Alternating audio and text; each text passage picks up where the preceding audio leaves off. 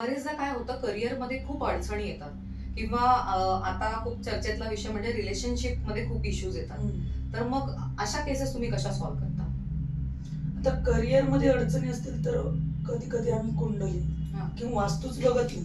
कुंडलीमध्ये पण प्रॉब्लेम असतात हं. किंवा मग त्यांच्या जन्मतारखेमध्ये जे इश्यू असतात, की आता काही गोष्टी अशा आहेत की लोकांना माहीतच नसतात. आता माझ्याकडे बॅचलर मुलं-मुली पण येतात. त्यांच्या काही गोष्टी बाहेर चालू असतात. अफेअर, प्रेम प्रकरण आई-वडिलांना माहीत नसतं.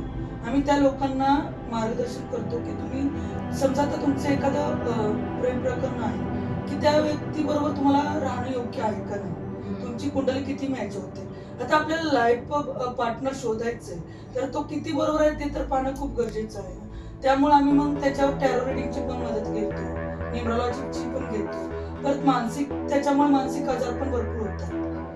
मुलं डिप्रेशनमध्ये जातात किंवा निगेटिव्ह होतात, आत्महत्येचे विचार करतात. मग त्यामुळे रेकी आली, हीलिंग आली, ह्या सर्व गोष्टींची आम्हाला मदत घ्यावी लागते. शिवाय आता आजकाल आपण 24 तास जो मोबाईल हातात घेऊन फिरतो, त्याचे नंबर पण आपल्याला बघावे लागतात ना. ते नंबर आपण जेव्हा 7-7, 10-10 वर्ष आपल्याबरोबर घेऊन फिरतो, तर तेही काय तुम्हाला इफेक्ट देतात, बॅड इफेक्ट, गुड इफेक्ट त्याचे काय? तर मोबाईल न्यूमरोलॉजी सुद्धा आपण याच्यावर चेक करून घेतो. असा एखादा प्रसंग आहे का की तुम्ही एखाद्याचं रीडिंग केलंय, नवरा बायको किंवा कोणाचं असेल आणि त्याचा एखादा काही किस्सा बाहेर पडला, त्याचं एखादं असे भरपूर झालेले आहेत. पण आम्ही कसं काही लोकांच्या प्रायव्हेट पर्सनल गोष्टी असतात तर डायरेक्टली बोलू पण म्हणजे शकत त्या नाही. रिव्हील होऊ शकतात. हां, आता तर ॲक्चुअली मी एक एक्झिबिशन मधलीच गोष्ट सांगते. हां. मी ती मुलगी आली माझ्याकडे, तिने माझ्याकडनं एंजल रीडिंग करून घेतलं आणि मला ते दिसलं की हिचं बाहेर प्रेम प्रकरण आहे. हां. आणि मी तिला पहिला प्रश्न केला, मला माहीतच नव्हतं की तिचे पेरेंट्स मागे उभे आहेत. हां. आणि मी तिला विचारलं पण की तुझं बाहेर कुठं अफेअर आहे का? तुझे पेरेंट्स कुठे आहेत? हां. तर ती बोलली की आहेत म्हटली माझे पेरेंट्स.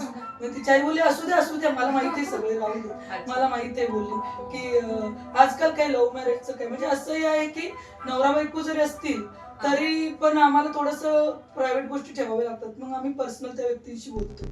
कारण जर तुम्ही डायरेक्ट जर सांगितलंत, की शेवटी मग भांडणच होण्याचा पण म्हणजे हे कळू शकतं म्हणजे एखादा हां. एक्स्ट्रा मॅरिटल अफेअर वगैरे अशा या गोष्टी समजू शकतं कळतात. त्याच्यावर. ओके. नक्कीच. आणि त्याच्यावर रेमेडी आपण करू शकतो.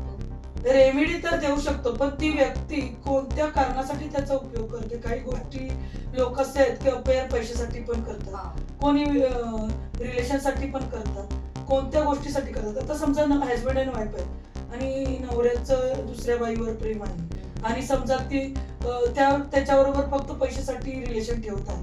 बरोबर आहे? तर मग ही बिचारी त्याच्यासाठी समजा वेट करत आहे आणि तो तिच्याकडे यायला तयार नाही. तर आपण तिला मदत करू शकतो. हां, मला तेच बरोबर म्हणायचंय आहे. कारण बरेचदा चुकीच्या मार्गासाठी आपण तिला मदत नाही करत. Yes, yes. म्हणजे एखाद्याचा संसार वाचवण्यासाठी आपण मदत नक्कीच नक्की मदत करू करू शकतो. शकतो.